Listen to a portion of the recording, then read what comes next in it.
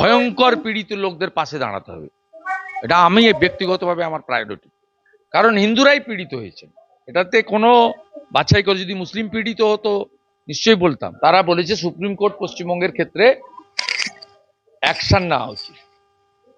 Supreme কোর্টের লয়ারও নিশ্চয়ই for the timing priority দিতে হয়। তো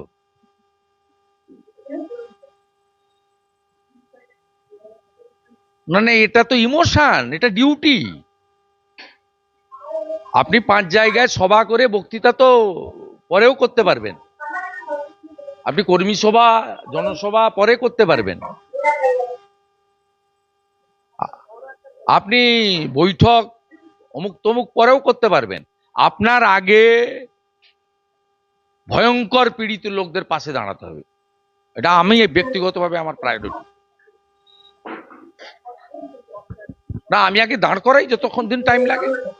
আপাতত 2 সপ্তাহ তো আমাকে করতেই হবে।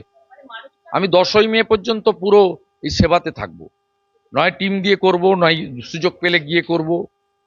এখানে আমাদের আইসিসিআর যে অফিস আছে, এখানে কন্ট্রোল রুম খোলা হচ্ছে এবং আমরা অলরেডি রিলিভ করছি। আমরা প্রচার করিনি, করছি আমরা ধরে ধরে করব। আমরা লিস্ট পেয়ে গেছি প্রায়। স্বেচ্ছাসেবক, coordinator, relief material collection, distribution proper ওয়েতে পৌঁছাচ্ছে কিনা দেখে নেওয়া, এবং পুরো যে আমাদের 100 জন মতো কাজ করবেন, তার মধ্যে কোর্টের অর্ডারে 10টা প্লেসে 3 জন করে 30 জন কাজ করবেন। অবশ্যই আগে পীড়িত মানুষ, কারণ হিন্দুরাই পীড়িত। মানে এই মে পর্যন্ত কি তাহলে শুভেন্দু অধিকারী পার্টির কাছ থেকে বিরত থাকছেন, বসে যাচ্ছেন কি এই সামনে মে মাস পর্যন্ত? কারণ উনি যে কথা বললেন, মানে যেভাবে বললেন, এটাই দাঁড়াচ্ছে। উনি বললেন যে এখন রাজনৈতিক সঙ্গে যুক্ত থাকবো, কিন্তু হিন্দুরা অক্লান্ত হয়েছে, তাদের পাশে থাকবো, এইসব করব, এই ডিউটির মধ্যে আসছে, পাশে থাকবো। মানে যতদিন থাকবো পাশে থাকবো, এইসবে আর কি। ভাষণ টাষণ তো পরেও দেওয়া যাবে। তো উনি যে এই কথাগুলো বলছে, এগুলো এখন ডিউটি আগে করতে হবে। তো মানে পার্টির কাজকর্ম যেটা আর কি হয়, সেগুলো এখন না, অন্তত 10 মে পর্যন্ত। তো শুধু এই পাশে থাকার ব্যাপার না, অন্য কোনো লক্ষ্য খেদ জন্মেছে শুভেন্দু অধিকারীর মধ্যে?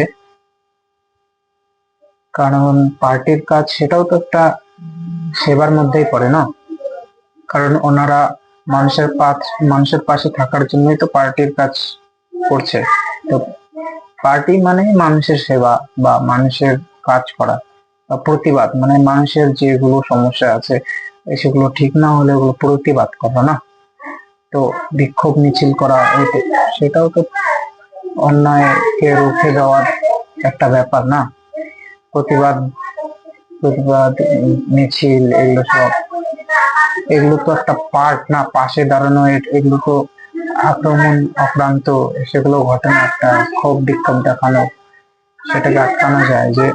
আর অবশ্যই যারা অলরেডি আক্রান্ত হয়ে গেছে, দুর্গত হয়ে গেছেন, তাদের পাশে তো থাকা বিভিন্ন, সেটাও একটা কাজ। কিন্তু এটা না হয় করবেন, ঠিক আছে, কিন্তু সেবামূলক কাজ যে পক্ষান্তরে নিয়ে যে দিয়ে যাওয়া, আমি এটা ভাবছি যে উনি কি কোথাও কোনো কারণে মানে আপসেট হয়ে পড়ছেন কি? মানে শেষের দিকে যে কথাগুলো বললেন, একটু ভাববার যে ওইসব আসছে, এই কমিশন ওই কমিশন, তো তারপর তারা চলে যাবে, মানে টিম আসছে খতিয়ে দেখার জন্য। তো মিডিয়ার সামনে বড় বড় ভাষণ, মানে যা হতে হয়ে যাবেন, তারপর হয়তো যাবেন। মানে বলতে গিয়ে যে কথাটা বললেন যে আগেও তো কমিশন এসেছিল, তারা গুন্ডা বলে চলে গিয়েছিল এসে। তো ফলে তারা যখন দেখছে যে লাস্টে যে এই চলছে সেই চলছে যেগুলো বলা হচ্ছে তিনি মানছেও না। তো ওইসবে সংগঠন যেগুলো আসছে সেগুলোতে এক একটা সাংবিধানিক সংস্থা, যখন তাদের সুপারিশ, তাদের কথা যে সরকার মানছেন না, তখন তারা তো তাদের তরফ থেকে তো একটা সুপ্রিম কোর্টে যেতে পারে না, সেটা যাচ্ছে না। শুধু আশা একটা ফোকাস, মিডিয়া ফোকাস থাকবে, এই ঘোরাঘুরি হবে, কিছু ভাষণ, কিছু কান্নাকাটি, গলা ধরে গলা ধরে ছবি তোলা, এই ভিডিওতে একটু বক্তব্য করে দেওয়া, ব্যাস এটুকুই হওয়া। কেন এগুলো হচ্ছে? উনি একটা কথাই বলছে যে পার্টিতে রয়েছি, সেই পার্টি ফেডারেল স্ট্রাকচার, একটা পার্টির ব্যাপারে কিছু বললেন না তিনি। তো বুঝতেই পারছেন তার একটা অবস্থান আছে যে পার্টির মধ্যে দলের সরকার সম্পর্কে, মানে বাকি যে কথাগুলো বললেন তিনি খতিয়ে দেখার জন্য যে তিনি পার্টির থেকে বিরত রাখবেন কয়েকদিন, যে সুপারিশগুলো তিনি করছেন যে তা মানছে না, বা তাদের তো কিছু ক্ষমতা আছে না, তিনিও তো পার্টির মধ্যে আছে, অন্তত সুপ্রিম কোর্টে যাচ্ছে না, তিনি তো কিছু মানছে না। ফলে আপনারা দেখেন যে আপনাদের কতদূর বক্তব্য আসে বটে, যেগুলো সেটা ওনাদের খতিয়ে দেখতে হবে যে আদতে কিছু হচ্ছে না।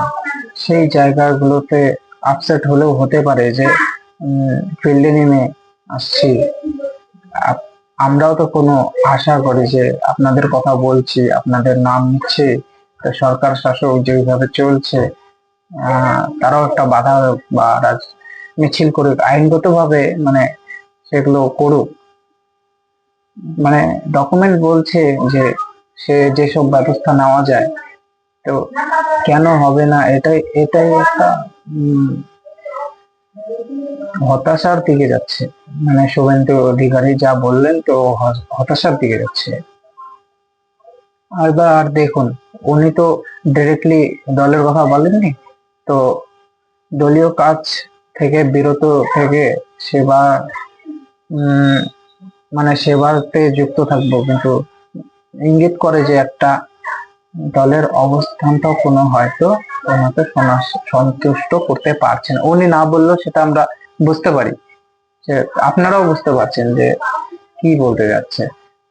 যার ফেসে এখনো উজ্জীবিত আছে, সেখানে মানুষটি বলছে যে আমি করব, অবশ্যই হ্যাঁ করবে, সেটা ঠিক, যে কিন্তু সেটা মানে খুশিতে ঘোষণা করতে হবে তো না, মুখে বললে তো হবে না, করে দেখাতে হবে ওটাকে। কোন একটা অশান্ত সাহিত্য কাজ হচ্ছে, যা আমি জানি না এর পেছনে যে কি অসন্তোষের জায়গা, কেন্দ্র বা নেতৃত্বের দিকে যারা বেঙ্গলে আছেন একটা বোঝাপড়ার মধ্যে সমস্যা হচ্ছে, বা ওনাকে বঙ্গ বিজেপির মধ্যে যে বেশি বেশি থাকতে হচ্ছে, বা ইন্টারনাল পলিটিক্স আছে এর মধ্যে।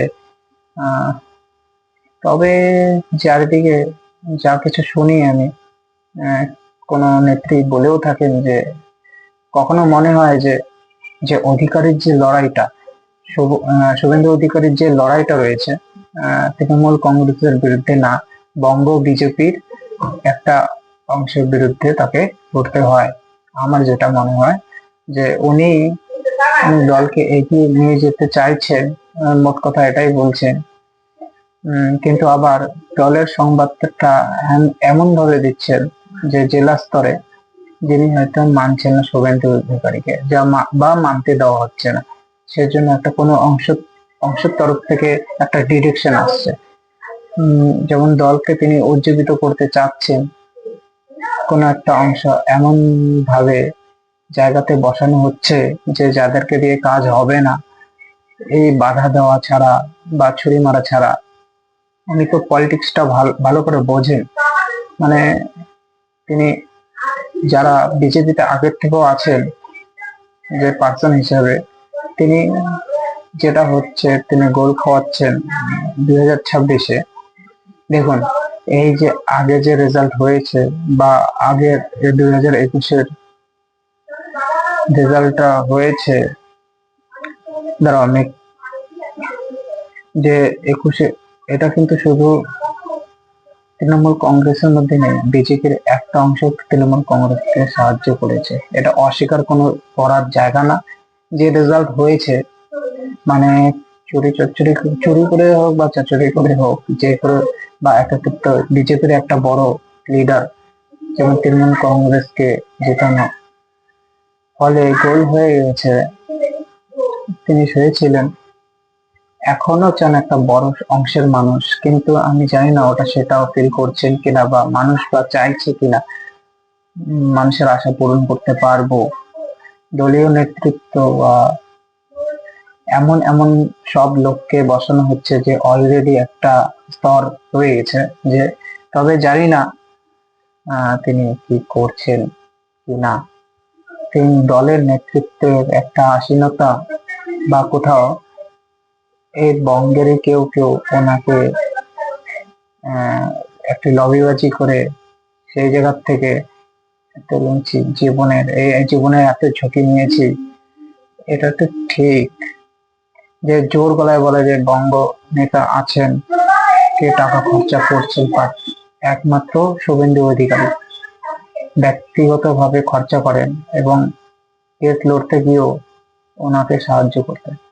কিন্তু তারপরেও যদি ফিডব্যাকটা ঠিকঠাক না আসে, একটা ছুরি মারার চেষ্টা হয়, বাঁধ বা মনোবল কতদিন রাখতে পারেন ধরে আমি জানি না ঠিক কি ভাবনা এসছে কিনা।